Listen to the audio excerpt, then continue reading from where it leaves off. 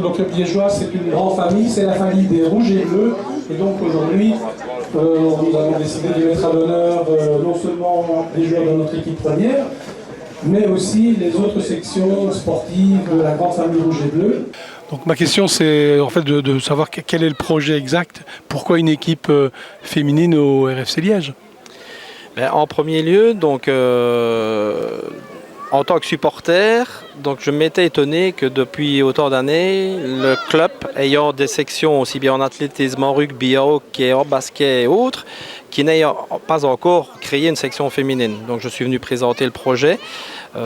J'ai eu écoute et puis bon, apparemment le président en premier, donc au conseil d'administration, était favorable à la création d'une section féminine du fait que j'amenais déjà un noyau. Parce que bon, je pense que bon, il y a d'autres priorités dans le club.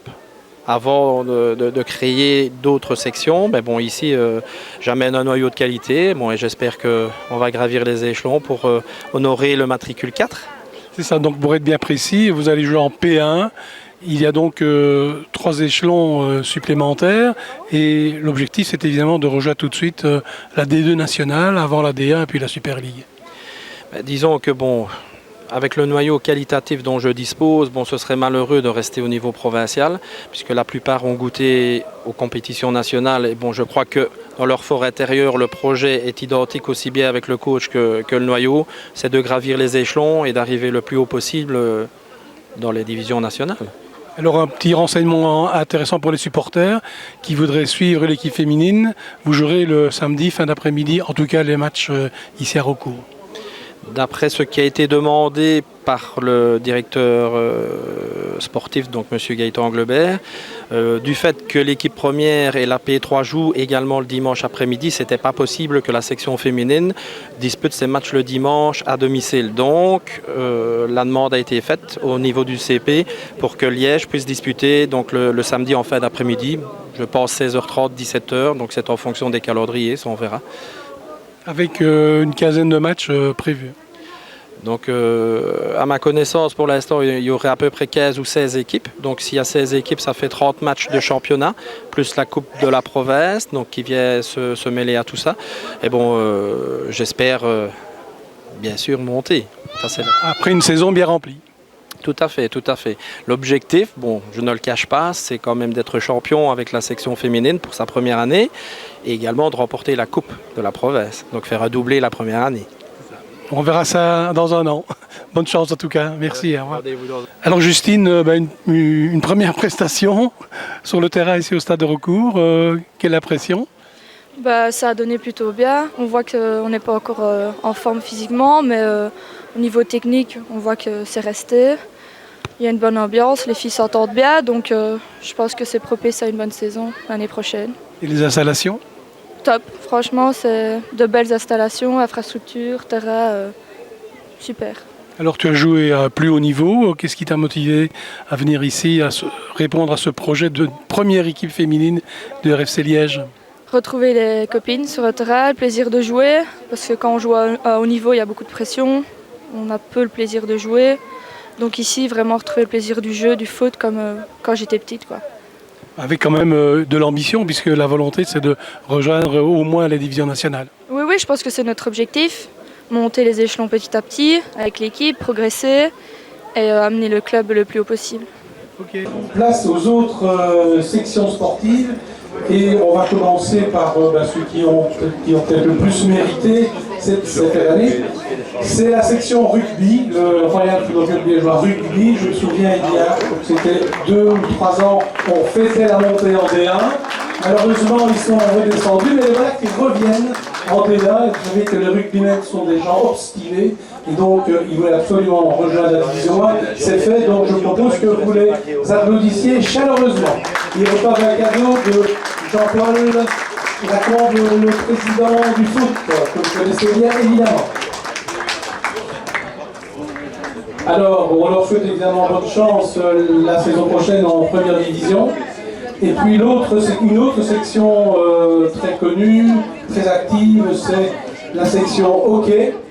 Mais le RFC hockey, les dames montent en division 2 nationale, les U10 Boys, donc ce sont des jeunes qui pratiquent le hockey, qui sont 5e en division nationale. Bref, le hockey est bien vivant aussi sur le plateau d'Anse-Roncourt.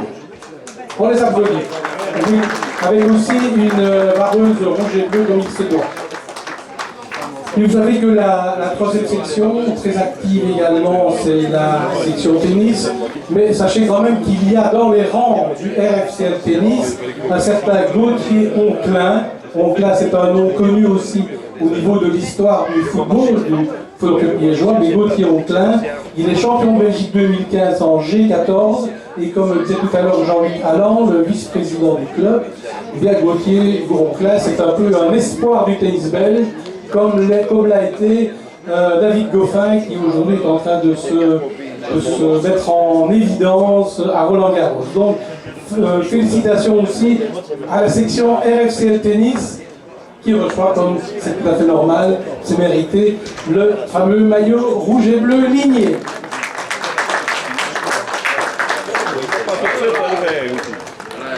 La section basket fait aussi partie de la grande famille rouge et bleu de BC Liège. Ils n'ont pas pu se libérer aujourd'hui pour des questions d'agenda. Ils sont là? Non? Mais par contre, nous avons la section athlétisme qui est représentée par quelqu'un que l'on connaît bien, quelqu'un qui prend une certaine place dans la ville liégeoise, Michel Fawet. Alors, il faut savoir que la section athlétisme compte 500 affiliés. C'est quand même extraordinaire, vous savez qu'ils sont pas loin d'ici à Néméto-Raymond. Ils sont malheureusement, eux, descendus en D2, mais ils vont remonter en D1, si bien que l'année prochaine, on vous donne déjà rendez-vous pour la fameuse grande fête de la montée, d'une triple montée en foot masculin, en foot féminin et en athlétisme. Il faut savoir aussi que dans la section RFCL athlétisme, il y a 2 athlètes qui participeront aux Jeux Olympiques, Nafitian bien sûr, et Florent Calem, et peut-être un 3e s'il arrive à se qualifier. Mais en tout cas, Nafitian et Florent Calem sont déjà partants pour Rio. Voilà, félicitations à tous. Je crois qu'on peut vraiment les applaudir tous les représentants de la grande famille rouge et bleue. Allez, on peut les applaudir parce que c'est vrai, parfois ils nous ont énervés, mais ils nous ont quand même beaucoup amusés.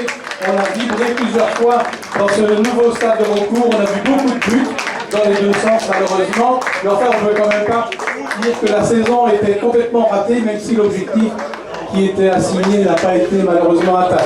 Donc, félicitations à tous, je vous les ai cités. On va aussi en profiter pour remercier ceux qui ne seront plus là l'année prochaine. Kevin Guillaume, qui nous a bien amusés, qui a marqué pas mal de buts pendant ces 2 saisons qu'il a passées chez nous et qui va maintenant prendre la direction de Durbuy, qui est un club ambitieux qui jouera en D3 amateur. Nous allons quitter aussi Anthony Laurenson, mais on va le retrouver l'année prochaine dans l'équipe de Châtelet. Anthony qui n'a pas toujours joué comme titulaire, mais qui chaque fois qu'il est entré au jeu a donné le meilleur de lui-même pour l'équipe. Et on le remercie aussi, Anthony, aussi pour sa sportivité.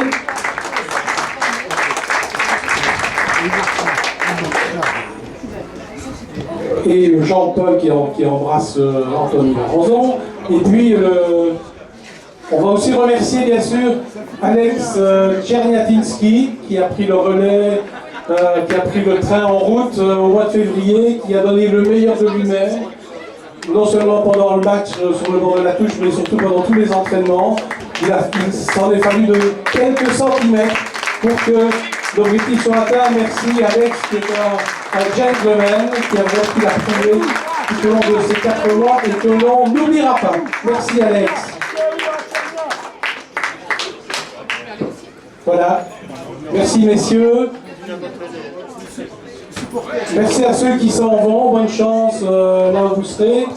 Et puis on donne rendez-vous à tout le monde d'ici quelques semaines avec, je vous le rappelle, un premier match le 9 juillet, un match de gala contre Saint-Tron. Voilà, merci. Alors voici, vous pouvez applaudir Benoît Brugman, qui a été formé au Standard Pierre-Mouton. Un beau bébé d'1m86. Bienvenue chez nous, Benoît.